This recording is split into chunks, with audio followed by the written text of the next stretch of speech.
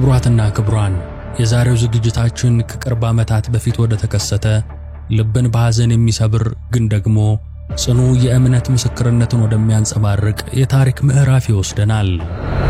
ዛሬ በሚያዝያ 2007 ዓመተ ምህረት ከእናት ሀገራቸው እቅፍ ተነስተው ከለመለመችው የወለጋ መሬት ከአዲስ አበባ ከተማ ግርግር ከትግራይ ተራሮችና ከተሞች ከጉራጌ ዞን እርሻዎች ከጎንደር ጥንታዊ ምድር ተገኝተው በሩቅ የሊቢያ በረሃ በአሰቃቂ ሁኔታ ሰማዕትነትን ስለተቀበሉ ኢትዮጵያውያን ታሪክ በጥልቀት እንመረምራለን። እነዚህ ወገኖቻችን የተሻለ ሕይወትን አልመው ቤተሰቦቻቸውን ለመደገፍ በታላቅ ተስፋ የተጓዙ ነበሩ። የገጠማቸው ግን የጭካኔ ጥግ በሃይማኖት ስም የተፈጸመ አረመኔያዊ ድርጊት ነበር። ይህ አሰቃቂ ፈተና ከፊታቸው ሲደቀን ለሃይማኖታቸው ሲሉ ሞትን እንዴት ሊመርጡ ቻሉ? በዛች መጨረሻ የሕይወት ቅጽበት በውስጣቸው የነበረው ጽናት ምን ይመስላል? እነዚህን ጥያቄዎች ከእያንዳንዱ ሰማዕት ሕይወት ውስጥ እንዳስሳለን። ውድ ተመልካቾች፣ ወደ እነዚህ ሰማዕታት አሳዛኝ ግን ደግሞ አስተማሪ የሕይወት ጉዞና የመጨረሻ የክብር መስዋዕትነት ከኔ ጋር እንድትጓዙ ጋብዛችኋለሁ። እስከ ዝግጅቱ ፍጻሜ አብራችሁኝ ከቆያችሁ ከመስዋዕትነታቸው በስተጀርባ ያለውን ጥልቅ መንፈሳዊ ትርጉም፣ የጽናታቸውን ምንጭና ለዛሬዋ ቤተክርስቲያን አማኞች የሚሰጠውን ትልቅ ትምህርት በጥልቀት ትረዳላችሁ። ይህ በዘመናችን የተፈጸመው የማይረሳው የ2007ቱ የሊቢያ ሰማዕታት ታሪክ ነው።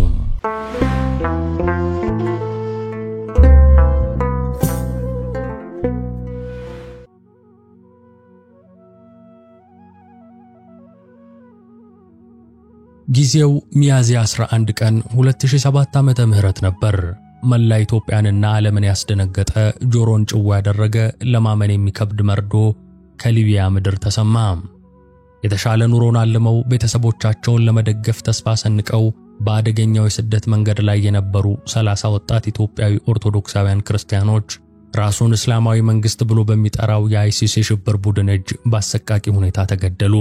በዚህ ዘገባ ከእነዚህ ከዋክብት መካከል መረጃቸውን ያገኘነውን የጥቂት ሰማዕታት ታሪክን መረምራለን። ከኛ ጋር ቆዩ። ሰማዕቱ መንግስቱ ጋሼ። ከለምለማው የወለጋ መሬት ከአረንጓዴው መስክና ከገጠር መንደር ሕይወት ነው የመንግስቱ ጋሼ አሳዛኝ ታሪክ የሚጀምረው። መንግስቱ ገና በለጋ ዕድሜው ወላጅ አባቱን በሞት ሲነጠቅ የኃላፊነት ሸክም ባልጠነከረ ትከሻው ላይ ወደቀ። እናቱ ወይዘሮ ዓለሚቱ ገለታ የ12 ልጆቻቸውን ብዛትና የድህነቱን ቀንበር ብቻቸውን ሊቋቋሙት አልቻሉም። ምንም እንኳን የመንግስቱ ጋሼ ህልም ትምህርትና የተሻለ ነገ ቢሆንም መራራው የሕይወት እውነታ ግን ጨከነበት። ገና ሕፃን ሳለ ለሌላ ሰው ቤት በረኝነት ተሰጠ። የልጅነት ገላው በፀሐይና በዝናብ እየተገረፈ የእናቱን ቤት ናፍቆት በሰው ደጃፍ ሊቋቋመው ሲታገል አለፈ። 1 ዓመት ሙሉ በእረኝነት የሌላ ሰው ቤት ከብቶችን እያገደ ቆየ። ለዚህ የልፋቱ ዋጋ የተከፈለው አንዲት ፍየል ብቻ ነበር። መንግስቱ ወደ ቤቱ ተመለሰ፣ ወደ እናቱ እቅፍ። ነገር ግን አሁንም ሥራ አላቆመም። የዚህ ታዳጊ ቀጣይ የሥራ ዘርፍ ጉልበቱን አዋጥቶ በሌሎች መሬት ላይ የእኩል ማረስ ሆነ። የመሬት ሽራፊ ተካፍሎ ላቡን እያፈሰሰ አፈሩን እየቧጠጠ ምርት እየተጋራ የቤተሰቡን ጉሮሮ ለመድፈን ታገለ። ነገር ግን በልቡ ውስጥ ትልቅ ህልም ይብላላል። የእናቱን የኑሮ ሸክም የማቅለል የደከመ ፊቷን በደስታ የማብራት ህልም። በዚህ የእርሻ ሥራም ጥቂት የማይባሉ ዓመታትን አሳለፈ። በመንግስቱ የወጣትነት ዕድሜ አንድ ቀን የጎረቤታቸው ጎጆ በድንገት ተለውጦ አየ። ያቺ መንግስቱ የሚያውቃት ደካማ ጎጆ ባልተጠበቀ ሁኔታ በቆርቆሮ አሸብርቃ በአዲስ ሕይወት ስትደምቅ ተመለከተ። ምክንያቱስ ካላችሁ ከአውሮፓ የተላከ ገንዘብ። ያቺ ቅጽበት በልቡ ውስጥ የተስፋ ብልጭታን ለኮሰች። ያኔውኑ ያደገኛ ጉዞን ጥንስስ ጠነሰሰች። እኔስ የእናቴን ቤት ለምን በቆርቆሮ አላሳምርም የሚል ጥያቄ ነፍሱን ሰቅዞ ያዘው። ውሳኔው ከባድ ነበር። ካሉት 10 ከብቶች 7ቱን ገበያ አውጥቶ ሸጠ። ውድ ሀብቱን ለጉዞ ሰነዶች ሲለወጠ ከ4 ጓደኞቹ ጋር በመሆን እያንዳንዳቸው 10,000 ብር አዋጡ። ሕይወታቸውንና ተስፋቸውን አብዱ ለተባለ ሕገወጥ ደላላ አስረከቡ። የአብዱ አንደበት ጣፋጭ ነበር። የሱዳን መንገድ ከዚያም የሊቢያ በር፣ የአውሮፓ ምድር አልጋ ባልጋ እንደሆነ አድርጎ ሰበካቸው። አይደርስ የለ ቀኑ ደርሶ ጉዞ ተጀመረ። ጓደኛሞቹ ከኢትዮጵያ ወደ ሱዳን ካርቱም ተሻገሩ። ለአራት ረጅም ዓመታት መንግስቱ በካርቱም ላቡን አንጠፈጠፈ። ያሰበው የቆርቆሮ ቤት ህልም ግን አሁንም የህልም ያህል ሩቅ ሆነ። ቢሆንም 8000 ብር አጠራቅሞ ወደ እናቱ ላከ። በዚህም ብር የቤቱ መሰረት ተጣለ፣ ምሰሶቹ ቆሙ። ነገር ግን 8000 ብር አልበቃም ነበርና ግድግዳው ሳይመረግ ጣራውም ሳይከደን ቀረ። ከዚያም አውሮፓ የመግባት ህልሙ ድምጹን ከፍ አድርጎ ተጣራ። በሊቢያ በኩል የሚያልፈው አደገኛ በሞት የታጀበው መንገድ ብቸኛ አማራጭ ሆነ። ጓደኞቹ ከጀርመን መንገዱን እናውቀዋለን አሉት። ተስፋው እንደገና ረገዘ። ከሱዳን ተነስተው ከሌሎች ኢትዮጵያውያንና ኤርትራውያን ስደተኞች ጋር ተቀላቅለው የሊቢያን በረሃ ለማቋረጥ ወደፊት ገሰገሱ። ነገር ግን የሊቢያ ምድር የተቀበለቻቸው በእንግዳ ተቀባይነት መንፈስ አልነበረም። በረሃው በድንገት በሽብር ተናጠ። የአሸባሪው ቡድን የቶክስ ድምፅ የአየሩን ጸጥታ ሰነጠቀው። ቆሞ የሚል አስፈሪ ትዕዛዝ ጭው ባለው በረሃ ውስጥ አስተጋባ። ፍርሃት ልባቸውን ሰበረ። ነገር ግን እንዲሁ እጅ ሰጥቶ በአሸባሪዎቹ መማረክም አይታሰብ ነው። ወንድማችን የጭንቅ ጊዜ ውሳኔውን ተግባራዊ ያደረገ። መንግስቱና ጓደኛው በተለያየ አቅጣጫ ለመሸሽ ከሞት ለማምለጥ በዘፈቀደ መሮጥ ጀመሩ። ጓደኛው የመረጠው መንገድ ሲያስመልጠው፣ የመንግስቱ እግሮች ግን የመሩት ወደ እምነት የለሾቹ ወደማይራሩት ጨካኝ እጆች ነበር። ተያዘ። ተስፋው በአሸዋ ላይ ተበተነ። መንግስቱ ቀጥሎ ታሪካቸውን እንደምንዳስሳቸው ሌሎች ሰማዕታት ወንድሞቻችን በስለት አንገቱ አልተቀላም። ነገር ግን ሞት አልቀረለትም። በአረመኔዎቹ እጅ ከወደቀ ከጥቂት ቀናት በኋላ ተጠባቂው የሞት ሽረት ጥያቄ ቀረበለት። እምነትህን ክደህ ማተብህን በጥሰህ እስልምናን ተቀብለህ ራስህን አድን፣ አይሆንም ካልክ ትገደላለህ የሚል አጭርና ግልጽ። የእናቱን ቤት ለመስራት ስደት የወጣው መንግስቱ ምድራዊ ቤቱን የመገንባት ህልሙ ቢጨናገፍም ሰማያዊ ቤቱን ማጣት ደግሞ አልፈለገም። ስለዚህ ወሰነ። ከሁለት ያጣ አልሆንም አለ መንግስቱ። ፍጹም የማይደራደርበትን የማተቡን ነገር አስቀድሞ ከሌሎች መሰል ወንድሞቹ ጎን የእምነቱን ዋጋ፣ የክርስትናውን መታወቂያ፣ የመስቀሉ ተከታይ የሚል ስም ተሰጥቶት በባህሩ ዳር አሸዋ ላይ ጭንቅላቱ በጥይት ተደብድቦ የመስቀሉ ተከታይ መንግስቱ መስቀሉን እየተመለከተ የክብር አክሊልን ተቀዳጀ። ሰማዕቱ ብርሃኑ ጌታነህና ሰማዕቱ አያልቅበት ስንታየው። ትረካችን በአዲስ አበባ ግርግር ውስጥ ይቀጥላል። እዚያ በችግርና በተስፋ የተሳሰሩ የሁለት የልብ ወዳጆችን አሳዛኝ ታሪክ እናገኛለን። ብርሃኑ ጌታነህ ቀራጺ ነበር። እጆቹ የእግዚአብሔርን ቅዱስ ቃል በሸክላ ላይ ሲቀርጹ፣ ልቡ ግን ለልጆቹ የተሻለ ሕይወትን ይመኛል። ባለቤቱ ወይዘሮ ብርቱካን ጌቱ እሱ የሰራቸውን ጥቅሶች እያዞረች በመሸጥ የኑሮን ቀንበር አብረው ለመግፋት ይታገላሉ። እሷም ብትሆን የስደትን መከራ፣ የአረብ ሀገርን እንግልት ቀምሳ የተመለሰች ነበረችና የባሏን ጭንቀት ከማንም በላይ ትረዳለች። ለ8 ዓመቱ ኢየሩስ ብርሃኑ፣ ለ4 ዓመቱ ሕፃን ዮናታን ብርሃኑ አባታቸው የሳለላቸው የነገ ተስፋ ጥርት ያለ ነበር። ለነሱ ሲል የነገ ሕይወታቸው እንዳይጨልም ሲል ከባድ ውሳኔን ወሰነ። ድሬዳዋ ለሥራ እየሄድኩ ነው አላቸው። ሕፃናቱ አመኑ። አባታቸው በቶሎ እንዲመለስ በጽኑ ልባቸው ጠየቁ። አባባ አይመጣም እንዴ እያለ የጠየቀው የዮናታን ኮልታፋ ጥያቄ እናት ልብ ውስጥ ምን አይነት ስቃይ ይፈጥር እንደነበር ማን ያውቃል? የአባታቸው ጉዞ መዳረሻ ሞት፣ መስዋዕትነት እንደሆነ አያውቁም ነበርና። የብርሃኑ የልብ ወዳጅ አያልቅበት ስንታየው የራሱ የሆነ የኑሮ ሸክም ተሸክሟል። በስተርጅና ብቸኛ ልጃቸውን ብቻቸውን ለማሳደግ የደከሙ እናቱ ወይዘሮ ዓለሚቱ በላይነህ የጉልበት ሥራ እየሰሩ በሰው ቤት እየተንገላቱ ኑሮን ይገፉ ነበር። አያልቅበት የእናቱን ስቃይ ማየት አልቻለም። ቀድሞ ሱዳን ሄዶ ለ3 ዓመታት ስደትን ሞክሮታል። ከራሱ ቀንሶ ለእናቱ የላካት ጥሪት ግን የኑሮ ውጣ ውረዳቸውን ልትቀይር አልቻለችም። ወደ ሀገሩ ሲመለስ የእናቱ ሁኔታ ልቡን ሰበረው። የላከው ገንዘብ ከቤት ኪራይ ውጪ ምንም እንዳልፈየደላቸው፣ በስተርጅናቸው የጉልበት ሥራቸውን እንዳላቆሙ ሲረዳ ሌላ መንገድ እንደሌለ አመነ። የሩቁ የአውሮፓ ምድር ብቻ ነበር ብቸኛዋን እናቱን በአግባቡ መጦር የሚያስችለው መስሎ የታየው። ከብርሃኑ ጋር ተገናኙ። ሐሳባቸው ገጠመ። አንዱ ለልጆቹ ሲል፣ ሌላው ለእናቱ ሲል። አንዱ የአባትነት ፍቅርን፣ ሌላው የልጅነት ግዴታን አንግበው በሱዳን በኩል አድርጎ ወደ ሊቢያ ስለሚዘልቀው ጉዞ በጋራ መከሩ። የጋራ ህልም፣ የጋራ ተስፋ፣ ግን ደግሞ እጅግ አደገኛ የሆነ የህይወት ቁማር። ነገር ግን የሊቢያ አሸዋ የደገሰላቸው መልካም ዕድልን ሳይሆን መራራ ሞትን ነበር። በዚያች አስከፊ ምድር በጨካኞች እጅ ያንን ክርስትናቸውን የመካድና ያለመካድ ግልጽና አጭር ጥያቄ በግልጽና በአጭሩ ምላሽ ሰጥተው ሁለቱ የልብ ወዳጆች ጎን ለጎን ልክ እንደ መንግስቱ በጥይት ተደብድበው ወደቁ። የሰማዕትነት የክብር አክሊልን ተቀዳጁ። ያ ያልቅበት የመጨረሻ እስትንፋስ ምናልባት የእናቱን ምስል እያሳየው ይሆን? ያቺ እናት ልጇ በሕይወት የሌለ መሆኑን ሳታውቅ ሀገሩ ሁሉ እያለቀሰ፣ እርሷ ግን መርዶ ዘግይቶ እስኪነገራት ድረስ በጭንቀት ስትጠብቅ ነበር። የሐዘኑ ማዕበል ብቻውን ወዳለችበት ጠባብ ጎጆ ዘልቆ ሲገባ ስቃይዋን ማን ይረዳው ይሆን? ጉልበቴን፣ መጦሪያዬን፣ ምርኩዜን፣ ልጄን አምጡልኝ የሚለው የእሪታዋ ድምፅ በእናት አንጀት ውስጥ የሚሰማ የማያባራ የሐዘን ሲቃ ነው። ሰማዕቱ ኢያሱ ይኩኖ አምላክና ሰማዕቱ ባልቻ በለጠ። የሐዘን ድር ከአንዱ የሀገሪቱ ጫፍ ወደ ሌላው ሲበተን ዓይናችን እንደገና ወደ አዲስ አበባ ወደ ጨርቆስ ሰፈር ይመልሰናል። እዚያ በአንድ አካባቢ ያደጉ የልጅነት ትዝታን የተጋሩ ሕልማቸውም አንድ የነበረ የሚመስል የሁለት ጎረቤታሞች አሳዛኝ ታሪክ ተከትቧል።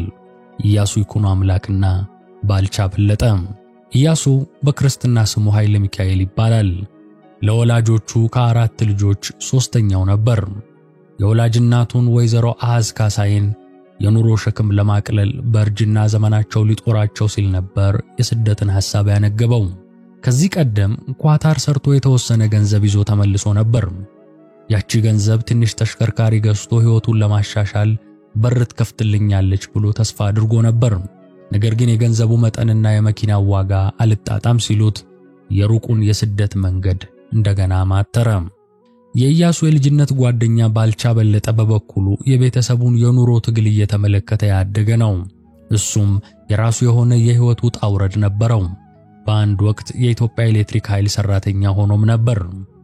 እኚህ ሁለት ጓደኛሞች ለቤተሰቦቻቸው ምንም ሳይናገሩ በሚስጥር ነበር የጉዞ ሻንጣቸውን ያዘጋጁት። መዳረሻቸው መጀመሪያ ሱዳን ሆነ። እንዳቀዱትም ሆነ ሱዳን ገቡ። ኢያሱ ሱዳን ሆኖ ከታላቅ ወንድሙ ከስዩም ጋር በስልክ ተገናኝቷል። ገንዘብም ሲያስፈልገው ወንድሙ ይልክለት ነበር። በዚህ የስልክ ውይይት ቀጣዩ ጉዟቸው በአውሮፕላን ወደ ሌላ ሀገር እንደሆነ ነበር ኢያሱ ለወንድሙ የነገረው። ነገር ግን በምን አይነት መንገድ ወደ ሊቢያ ገቡ፣ እንዴትስ በአሸባሪዎች እጅ ወደቁ ለሚሉ ጥያቄዎች ምላሽ ሳይገኝ ወጣቶቹ ሊቢያ ገቡ። ከዚህ በኋላ ከቤተሰባቸው ጋር በስልክ ይደረግ የነበረው ግንኙነት ሙሉ ለሙሉ ተቋረጠ። ከሁለት ወራት በኋላ ያ የዳግማዊ ትንሣኤ እሁድ መጣ። የበዓል ደስታ ሳይሆን የሰቆቃ ዜና ነበር በማህበራዊ ሚዲያው የተሰራጨው። አንድ የስልክ ጥሪ የኢያሱን ወንድም ልብ አሸበረ። የእናንተ ሰፈር ልጆች ሲታረዱ የሚያሳይ ፎቶ ፌስቡክ ላይ ወጥቷል የሚል ነበር መልእክቱ። ስዩም ደነገጠ። በጓደኛው ስልክ የተባለውን መልእክት ሲመለከት የገዛ ወንድሙ ኢያሱን ከሌሎች ወጣቶች ጋር ተንበርክኮ ለሞት ተዘጋጅቶ አየው። ባልቻንስ? የባልቻ ቤተሰቦች ልጃቸው ከኢያሱ ጋር መሄዱን ያውቁ ነበርና ክፉኛ መጠርጠር ጀመሩ። ብዙም ሳይቆይ ባልቻ ለሞት ከተደረደሩት መካከል መሆኑን አረጋገጡ። መርዶ በአንድ ጊዜ ሁለት ቤቶችን አናወጠ። የጨርቆስን ሰፈር በሐዘን ደመና ሸፈነ። እናቶች አለቀሱ፣ ወንድሞች ተንሰቀሰቁ። የኢያሱ እናት ወይዘሮ አሃዝ ልጃቸው እንደተሰደደ የሰሙት ዘግይቶ ከጎረቤት ነበር። የባልቻ ወንድም ደግሞ በዚያ አሰቃቂ ቪዲዮ ላይ የወንድሙን አስከፊ አሟሟት በጥይት ተመቶ ሲወድቅ በዓይኑ ለማየት ተገደደ። የሁለት ጎረቤታሞች የሁለት የልጅነት ጓደኛሞች የጋራ የስደት ጉዞ በአንድ አሰቃቂ የጋራ የሞት ፍጻሜ ተቋጨ። በሰማዕትነት የክብር አክሊል ተደመደመ። ሰማዕቱ ኤልያስ ተጫኔና ሰማዕቱ ብሩክ ካሳ። የሸገር ሰቆቃ ሳይጠናቀቅ፣ የሐዘን ድንኳኖች ሳይነሱ፣ የፈሰሱ እንባዎች ሳይደርቁ ሌላ መርዶ የከተማውን ሰማይ አጨለመው። ከሰፈራቸው ተነስተው ከኢያሱና ከባልቻ ዕጣ ፈንታ ጋር የተቆራኙ ሌሎች ሁለት ወጣቶች ታሪክ ብቅ አለ። ኤልያስ ተጫኔ በክርስትና ስሙ ክፍለ ማርያምና ብሩክ ካሳ በክርስትና ስሙ ሀብተ ማርያም። እነዚህም ወጣቶች የኑሮ መክበድ፣ የተስፋ መሟጠጥ ሰለባዎች ነበሩ። በዙሪያቸው ያሉት መንገዶች ሁሉ የተዘጉ ሲመስላቸው፣ የቤተሰባቸውን ኑሮ ማሻሻል ሲናፍቃቸው፣ እነሱም የስደትን መንገድ እንደ ብቸኛ አማራጭ ተመለከቱት። እኒህ ወጣቶች ከባልቻና ከኢያሱ ጥቂት ወራትን ቀደም ብለው ነበር ከጨርቆስ የጠፉት። መድረሻቸው ግን አንድ ነበር። ተስፋቸውም ተመሳሳይ፣ በሊቢያ አድርጎ ባህር አቋርጦ የተሻለ ሕይወትን መጨበጥ። ጉዟቸው እንዴት ነበር? በምን አይነት ፈተና ውስጥ አሳለፉ? የራሳቸው የሆነ ምን አይነት የትግልና የህልም ታሪክ ነበራቸው? እነዚህ ዝርዝሮች በውል አይታወቁም። ታሪካቸው በጊዜ አቧራና በመከራ ጭጋግ የተሸፈነ ይመስላል። ነገር ግን ፍጻሜያቸው ከወዳጆቻቸው ከጎረቤቶቻቸው ከኢያሱና ከባልቻ ጋር በአንድ አሰቃቂ ስፍራ ተገኘ።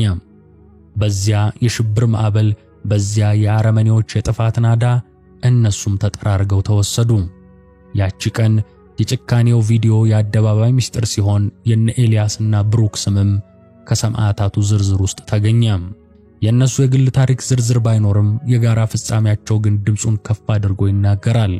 ምን ያህል ጥልቅ የተስፋ መቁረጥ ስሜት እነዚህን ወጣቶች ከቀያቸው ነቅሎ እጅግ አደገኛ ወደ ሆነው የበረሃና የባህር መንገድ እንደገፋቸው ምስክር ነው። የጨርቆስ እንባ ለእነሱም ፈሰሰ። የሀገሪቱ ሐዘን እነሱንም አቀፈ። ስማቸው ከሊቢያ ሰማዕታት ጋር ለዘላለም ታትሞ ይኖራል። ሰማዕቱ በቀለ ታጠቅ። የሰቆቃው ሰንሰለት ከከተማው ወጥቶ ወደ ገጠሩ የጉራጌ ዞን ቻሃ ወረዳ ካራቻ ወደምትባል ስፍራ ይወስደናል። እዚያ የበቀለ ታጠቅ በክርስትና ስሙ ተስፋ ሥላሴ የተባለው ወጣት አጭር ነገር ግን ደግሞ አሳዛኝ የሕይወት ታሪክ አለ። በቀለ ለቤተሰቡ የበኩር ልጅ ነበር። ይህ ብኩርናው ደግሞ ከባድ የኃላፊነት ቀንበርም አሸክሞታል። አባቱ አቶ ታጠቅ ግዛ ለ15 ረዣዥም ዓመታት ያልጋ ቁራኛ ሆነዋል። እናቱ ወይዘሮ ያቤቃር ምራኒ በዚህ ከባድ ፈተና ውስጥ እንደ ዋልታ የሚደገፉት በበኩር ልጃቸው በበቀለ ላይ ነበር። ቤተሰቡን የማስተዳደር፣ የታናናሾችን ፍላጎት የማሟላት፣ የወላጆችን ክብር የመጠበቅ ሸክም በለጋ ትከሻው ላይ ተጫነ። በቀለ ግን ተስፋ አልቆረጠም። ታግሎ ተምሯል። ከወላይታ ሶዶ ዩኒቨርሲቲ በዲግሪ ተመርቋል። ለአጭር ጊዜም ቢሆን አስተማሪ ሆኖ ሀገሩን አገልግሏል። ነገር ግን የቤተሰቡ ችግር ስር የሰደደ፣ የድህነታቸው ጥልቀት የበረታ ነበር። በማስተማር ሥራው የሚያገኘው ገቢ የሚንገዳገደውን የቤተሰብ ኑሮ ሊደግፍ አልቻለም። ስለዚህ በቀለ ወደ አዲስ አበባ መጣ። ምናልባትም የከተማ ሕይወት የተሻለ ዕድል ይፈጥርልኛል ብሎ ተስፋ አድርጎ ነበር። ከወዳጁ ጋር በሽርክና በብድር ባገኘው ገንዘብ በጨርቆስ አካባቢ የሞባይል ሽያጭና ጥገና ሱቅ ከፈተ። ስልጠናም ወሰደ። ነገር ግን የንግዱ ዓለምም ፊቱን አላዞረለትም። ሥራው እንዳሰበው አልቀናውም ነበር። የወሰደውን ብድር ሲያይልበት፣ የወላጆቹ ሁኔታ ከቀን ወደ ቀን ሲያሳስበው፣ የታናናሾቹ የነገ ሕይወት ሲያስጨንቀው፣ ልቡ በሐሳብ ተወጠረ። ሌላ አማራጭ እንደሌለው ሲያስብ የስደትን መራራ ጽዋ ለመጎንጨት ወሰነ። የሚሄድበትን ሀገር ለአንድ የልብ ጓደኛው ብቻ በሚስጥር አሳውቆ የሐዘን ጥላ ያጠላበትን ቤቱን ለቆ ወጣ። ጉዞ ተጀመረ። መድረሻው ያልታወቀ፣ ውጤቱ ያልተረጋገጠ አስፈሪ ጉዞ። መተማ ዮሐንስ ሲደርስ የአጎቱ ልጅ ለሆነው ለታምራት ታረቀኝ ደወለ። 11,000 ብር በአስቸኳይ ላክልኝ አለ በቀለ። ታምራት ደነገጠ። ያለውን ሁሉ አሰባስቦም ላከ። የጭንቀት ጥሪው ግን በዚህ አላበቃም። ከጥቂት ቀናት በኋላ ከሱዳን ካርቱም ሌላ አስደንጋጭ መልእክት መጣ። 34,000 ብር ካልተላከ በቀለ አደጋ ላይ ነው የሚል የደላሎች ድምፅ ለታምራት ደረሰው። ከበቀለ ጋር ሊያገናኙት ግን አልቻሉም። ጊዜ አልነበረም። ታምራት ተሯሯጠ። ወደ ወልቂጤ ሄዶ ለወላጆቹ ነገራቸው። ከዚያም ተበዳድረው ተለማምነው ገንዘቡን አሰባስበው ለደላሎች ላኩ። ይህ የልጃቸውን ሕይወት ለመታደግ የመጨረሻው ሙከራ ነበር። ከዚህ በኋላ አንድ ጊዜ ለአንድ አፍታ ብቻ የታምራት ጆሮ የበቀለን ድምፅ ሰማ። ከዚያ በኋላ ግን ስልኩ ዝግ ሆነ፣ መስመሩም ተቋረጠ። ለረጅም ቀናት ጸጥታ ሰፈነ። ጸጥታው አስፈሪ ነበር። ይህ ሁሉ ሲሆን ታምራት በራሱ የሕይወት ምዕራፍ ላይ ነበር። ሊያጫት ያሰባትን ልጅ ቤተሰቦቿ ሰጠናችሁ ብለውት በደስታ ሰክሯል። ያቺው የደስታ ሌሊት ግን በማግስቱ በከባድ የሐዘን ጽልመት ተዋጠች። ሰኞ ዕለት ወደ አዲስ አበባ ሲመለስ በታክሲ ውስጥ የሊቢያውን አሰቃቂ ዜና ሰማ። ልቡ ክፉኛ ደነገጠ። የበቀለ ነገር ውስጡን ሲረብሸው ዋለ። ለጓደኞቹ ነገራቸው። መረጃውን ከፌስቡክ እንዲያዩለትም ለመናቸው። እሱ ለማየት ድፍረቱ አልነበረውምና ሐሙስ ዕለት ያጎቱ ቤት ሄዶ መራራውን እውነት ተቀበለ። ሊታደገው ሲል በዕዳ የተዘፈቀበት በጭንቀት ሌሊት እንቅልፍ ያጣለት ያጎቱ ልጅ በቀለ ታጠቅ ከሰማዕታቱ አንዱ ሆኗል። በቀለ ታጠቅ በጥይት ተደብድቦ እሱም እንደ ሌሎቹ ወንድሞቹ ያንን የአረመኔዎች ጥያቄ ቁርጥ አድርጎ መልሶ የሰማዕትነት አክሊልን ተቀዳጅቷል። ሰማዕቱ ዳንኤል ሐዱሽ። ቀጣዩ ታሪካችን ወደ ሰሜን ኢትዮጵያ ወደ ትግራይ ምድር ያመራል። የዳንኤል ሐዱሽ በስመ ጥምቀቱ ተስፋ ሚካኤል የሕይወት ታሪክ ከኤርትራ ምድር ከአስመራ ከተማ ይጀምራል። የልጅነት ዘመኑ ከቤተ ክርስቲያን ጋር የተሳሰረ ነበር። ገና ለጋ ሳለ የአብነት ትምህርት ቀስሟል። ነገር ግን የፖለቲካው ንፋስ ሲነፍስ፣ የሀገር ሁኔታ ሲለወጥ ቤተሰቡ ወደ እናቱ ሀገር ኢትዮጵያ ወደ ኢንቲጮ እንዲመለስ ተገደደ። አንዱ የልቡ ግማሽ ግን አስመራ ቀርቷል። የዳንኤል አባት አቶ ሐዱሽ ገብረ ኪዳን በንብረት ጉዳይ በሕግ ክርክር ተጠልፈው ከዚያም በጦርነት ድንበር ተከልለው ዳግም ከቤተሰባቸው ጋር ሳይቀላቀሉ ቀሩ። ዳንኤል ግን እናቱ አጠገብ ሆኖ በአስቸጋሪ ሁኔታ ውስጥም ቢሆን ትምህርቱን ገፋ። ታግሎ ለፍቶ ከጅማ ዩኒቨርሲቲ በኮምፒውተር ሳይንስ ዲግሪውን ተቀበለ። የተማረ አእምሮ፣ ብሩህ ተስፋም ነበረው። ነገር ግን ከተመረቀ በኋላ የገጠመው እውነታ መራራ ነበር። የሥራ አጥነት ፈተና አንገዳገደው። ያለ ዘመድ ማን ሥራ ያገኛል ሲል በምሬት መናገሩን ወዳጆቹ ያስታውሳሉ። የነበረው ዕውቀትና ችሎታ በቂ ያልሆነ ያህል የተስፋ መቁረጥ ስሜት ይወረው ጀመር። ከዚያም ለቤተሰቡ ያልተናገረው በሚስጥር ያቀደው ጉዞ ተጀመረ። ኡመራ ስኳር ፋብሪካ ሥራ አግኝቼ ሊሄድ ነው አለ። አስፈላጊው የውሸት ታሪክ ነበር። እናቱ ወይዘሮ ዙፋ ገብረ ኢየሱስ ልባቸው በፍርሃት ተጨነቀ። ቀድሞውኑም ክፉ ህልሞችን ሲያዩ ሲረበሹ ነበር የከረሙት። አካባቢው ኔትወርክ የለውም፣ ባልደውል አታስቢ አለ ለእናቱ። እውነቱን የሚያውቀው ታላቅ ወንድሙ ጌታቸው ብቻ ነበር። ዳንኤል ገንዘብ ሲጠይቀው ላከለት 2000፣ 10000፣ ከዚያም ሌላ 5000። በወንድሙ ላይ ባለው እምነት የተሻለ ሕይወት ፍለጋ ነው በሚል ሳያውቅ የሞት ጉዞውን ስንቅ እያቀበለው ነበር። ዛሬ ጌታቸው በጸጸት ይቃጠላል። የእናቱን ዓይን ቀና ብሎ ማየት ይከብደዋል። ከዚያም ስልኩ ዝም አለ። የዳንኤል ድምፅም ጠፋ። የኔትወርክ ችግር ነው በሚል ቤተሰቡ ራሱን ሊያጽናና ሞከረ። ነገር ግን የእናቱ ልብ አይዋሽም ነበር። አስደንጋጩ እውነት የተጋለጠው ባልታሰበ መንገድ ነበር። ታናሽ ወንድሙ ሃኒ ኢንተርኔት ሲጠቀም ያንን ዘግናኝ ልብ የሚሰብር ቪዲዮ አየ። የወንድሙን ምስል ከአራጆቹ እግር ስር ተንበርክኮ ተመለከተ። እውነታው እንደ መብረቅ ቤተሰቡ ላይ ወደቀ። በዚያ አስፈሪ የሽብር ድባብ ውስጥ ግን የዳንኤል እምነት እንዳልተናወጠ ይነገራል። ዓይን እማኞች ስለ እርጋታው መስክረዋል።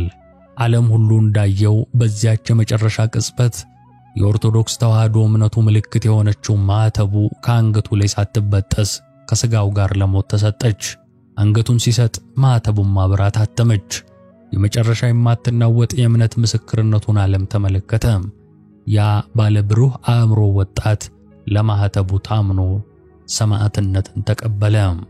ሰማዕቱ ተስፎም ታረቀኝ ከኤርትራ ድንበር ጥቂት ኪሎ ሜትሮች ርቃ በምትገኘው በገርሁ ሰናይ ከተማ ሌላ ልብ የሚሰብር ታሪክ ይጠብቀናል። የተስፎም ታረቀኝ ታሪክ በክርስትና ስሙ ተስፋ ማርያም የተባለው ወጣትና የቤተሰቡ አሳዛኝ የሕይወቱ ውጣ ውረድ እነሆ። እዚህ ድህነት የቤተሰቡን መሠረት ያናጋ፣ ልጆችን እንደ ቅጠል የበተነ አውሬ ሆኗል። የተስፎም አንድ ወንድም በአስፈሪው የሲና በረሃ በኩል አድርጎ እስራኤል ገብቷል። ሌላኛዋ እህታቸው ወደ ሳውዲ አረቢያ ለመሻገር ስትሞክር ጅጅጋ ላይ ተይዛ ተመልሳለች። ሌላኛው ወንድማቸው ደግሞ ቀድሞውኑ ሳውዲ ገብቶ ነበር። ቤተሰቡ ተበታትኗል። የስደት መረብ የወላጆችን እቅፍ ባዶ አስቀርቷል። ተስፎም ገና ከጉርምስናው ያላለፈ በዕድሜው ለጋ ወጣት ነው። ነገር ግን የሕይወት ትግሉ ከዕድሜው እጅግ የበረታ ነበር። የቤተሰቡን ችግር ለማቃለል የራሱን ዕጣ ፈንታ ለመቀየር 3 ጊዜ ሞክሯል። 3 ጊዜ በየመን በኩል በሚደረገው አደገኛ የባህር ጉዞ የቀይ ባህር ማዕበልን ታግሎ የሳውዲን ምድር ለመርገጥ ጣረ። 3 ጊዜ ግን ሙከራው በመክሸፉ በፖሊስ ተይዞ ታስሮ ወደ ሀገሩ ተመልሷል። በጥር ወር 2007 ዓ.ም እንደ ኢትዮጵያ አቆጣጠር ወደ ገርሁ ሰናይ ሲመለስ የሽንፈት ስሜት ልቡን ከብዶት ነበር። ግን ተስፋ አልቆረጠም። ነፍሱ ለሌላ ሙከራ ትጣጣር ጀመር። ያኔ ነበር ጓደኞቹ በአዲስ የስደት ሐሳብ የመጡት፣ በሊቢያ በኩል አውሮፓ ለመግባት። ለመጨረሻ ጊዜ አንድ የመጨረሻ ዕድል በፊቱ የተደቀነ መሰለው። ነገር ግን አንድ ከባድ መሰናክል አለ፤ የእናቱ ፍቃድ። ወይዘሮ ጽጌ ገብረ መድኅን ልቧ በሐዘን ተሰብሯል። በስደት ልጆቿን አጣለች። የልጅ ናፍቆት አንጀቷን በልቶታል። ሌላኛውን ልጇን ለዚህ አደገኛ ጉዞ አሳልፋ መስጠት አትፈልግም። ተስፋም ግን ቆርጧል። እናቱ እግር ስር ወደቀ።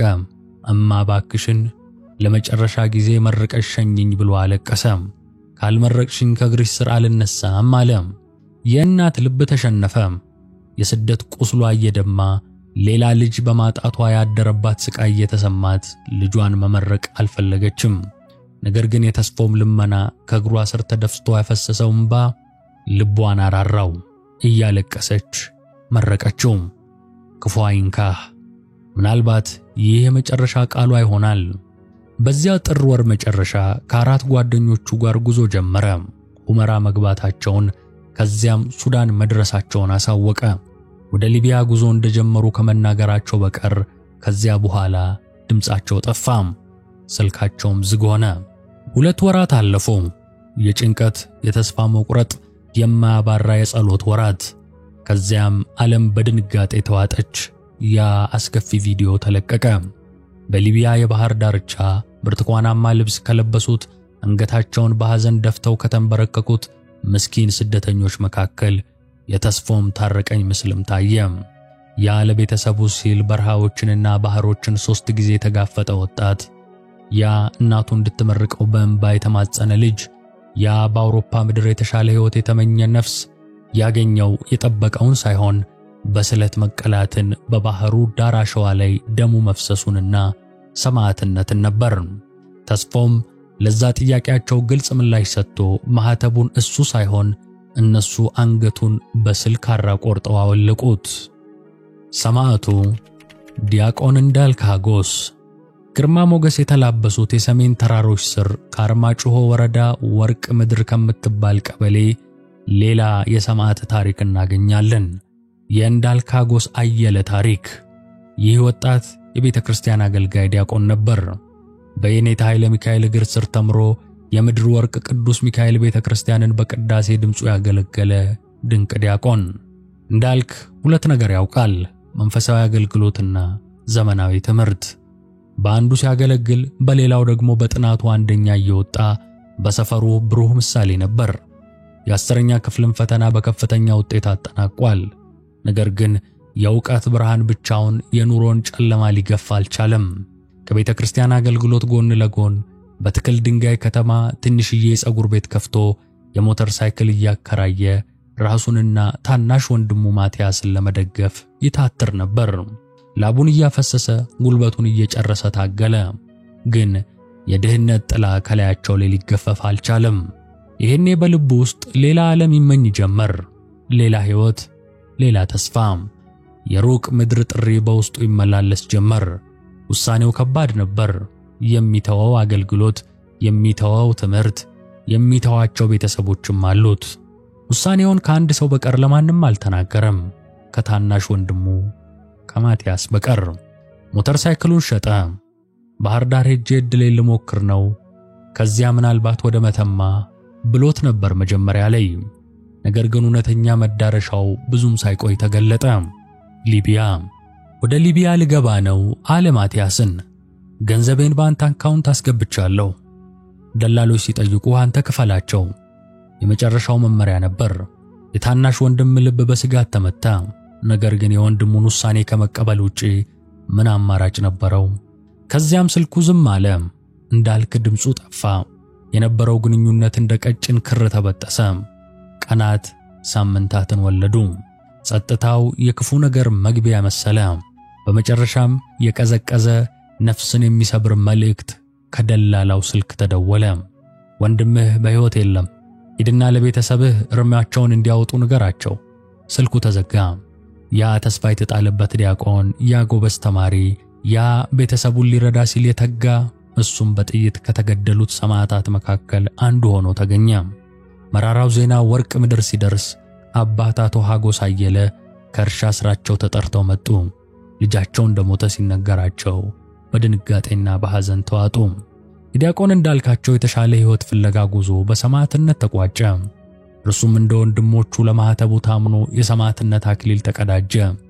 ቤተሰቡ በሩቅ የገጠር መንደር በሐዘን ተውጦ በጥቂቶች ብቻ እየተጎበኘ ከባድ ሸክምን ተሸክሞ ቀረ። የሰማዕታቱ ዝርዝር በዚህ ብቻ አያበቃም። በከፊል የተሰሙ ታሪካቸው ሙሉ በሙሉ ያልተዘገበ ነገር ግን ሕመማቸው ተመሳሳይ መስዋዕትነታቸውም እኩል የሆነ ሌሎች ወንድሞችም አሉን። በቀለ፣ ዳዊት አድጉ፣ አወቀ ገመቹ፣ ሌሎችም ስማቸው በውል ያልተለየ ፎቶአቸው ያልታየ እያንዳንዱ ስም የራሱ የሆነ ህልም፣ የራሱ የሆነ ተስፋ፣ ከኋላ የቀረ ቤተሰብ፣ ያልተቋጨ ታሪክ ነበረው። በሊቢያ ሸዋማ መቃብር ውስጥ የተዋጡት እነዚህ ነፍሳት ዝርዝር ታሪካቸው ባይነገርም የከፈሉት ዋጋ ግን ከሌሎች ያንሳል ማለት አይደለም። እነርሱም የዚህ የሐዘንና የእምነት ምስክርነት ታሪክ አላቸው። ማስታወሻቸውም ከሌሎቹ ጋር አብሮ ይኖራል። የሰላሳዎቹ ኢትዮጵያውያን አሰቃቂ ግድያ ዜና ኢትዮጵያ ላይ እንደ ሰደድ እሳት፣ እንደ ከባድ ጡጫ አረፈ።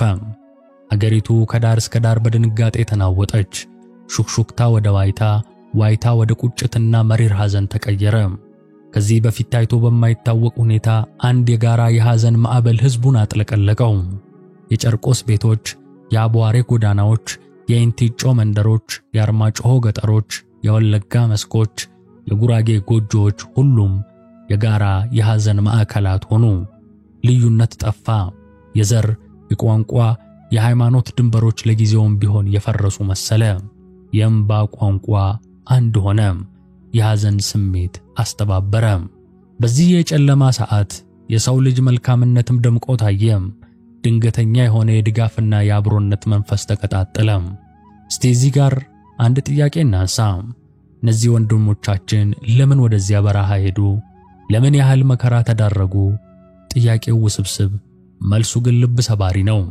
ለእናቶቻቸው ሲሉ፣ ለአባቶቻቸው ክብር፣ ለወንድምና እህቶቻቸው ድጋፍ፣ ለልጆቻቸው የተሻለ ነገን አልመው፣ ለቤት ጣራ፣ ለትምህርት ፍላጎት፣ ከዕለት ጉርስ በላይ ላለ ትንሽ ትንፋሽ ለሚሰጥ ሕይወት ሲሉ ነበር የወጡት። ምድራዊ እንጀራ ሲሹ የገጠማቸው ግን ሰይጣናዊ ሽብር ነበር። ሊያልፉት የተመኙት መከራ፣ ሊሻገሩት ያሰቡት ችግር ይበልጥ በአሰቃቂ ጭካኔ ተቀበላቸው። የመስቀሉ ተከታዮች ተብለው ተለዩ። ማንነታቸው፣ እምነታቸው የሞት ፍርድ አመጣባቸው። ለዚህ ማንነታቸው፣ ለኦርቶዶክሳዊ ተዋህዶ እምነታቸው የመጨረሻውን እጅግ የከበረውን ዋጋ ከፈሉ። ደማቸው በሊቢያ ደረቅ አሸዋ ላይ የፈሰሰው የንጹሃን ደም ዝም አይልም፣ ይጮሃል። ነገር ግን የሚጮኸው የጥላቻን ኃይል፣ የአረመኔነትን ድል አይደለም። ይልቁንም በአስፈሪው የጭካኔ ናዳ ውስጥም ቢሆን የማያልፈውን የማይበገረውን የእምነት ጽናት ይመሰክራል። ሞት ፊት ለፊት ሲቆሙ፣ የአራጆቻቸው ሰይፍ ባንገታቸው ላይ ሲያንዣብብ፣ የጥይት አፈሙዝ ሲደቀንባቸው መስቀሉን አልካዱም። ያመኑበትን እውነት፣ የተቀበሉትን ጥምቀት አልለወጡም። ይልቁንም በዓለም ንቀትና በጊዜያዊ ስቃይ ፈንታ የሰማዕትነትን የክብር አክሊል ለመቀዳጀት አንገታቸውን ደፉ። ለኢትዮጵያ ኦርቶዶክስ ተዋህዶ አማኝ ይህ መስዋዕትነት ፍጻሜ አይደለም፣ መሻገሪያ፣ ወደ ዘላለም ክብር ማለፊያ በር እንጂ። ይህ በግፍ የፈሰሰው ደም ከንቱ ሆኖ አይቀርም። ለቀረው አማኝ በእምነት ስለመጽናት፣ ለእውነት ዋጋ ስለመክፈል የሚጮህ የጽናት ጥሪ ነው። እኛም እናስታውሳቸዋለን። መንግስቱን፣ ብርሃኑን፣ አያልቅበትን፣ ኢያሱን፣ ባልቻን፣ ኤልያስን፣ ብሩክን፣ በቀለን፣ ዳንኤልን፣ ተስፎምን፣ ዲያቆን እንዳልክን፣ ስማቸው የሚታወቁትንና በፈጣሪ ብቻ ማንነታቸው የታወቁትን ሌሎች ሰማዕታትን ሁሉ እናስታውሳቸዋለን። የሰማዕታት ወንድሞቻችን ተጋድሎ በእምነት ጎዳና እንድንጸና ብርታት ይሁነን። ሰላም እግዚአብሔር ከሁላችን ጋር ይሁን። አሜን።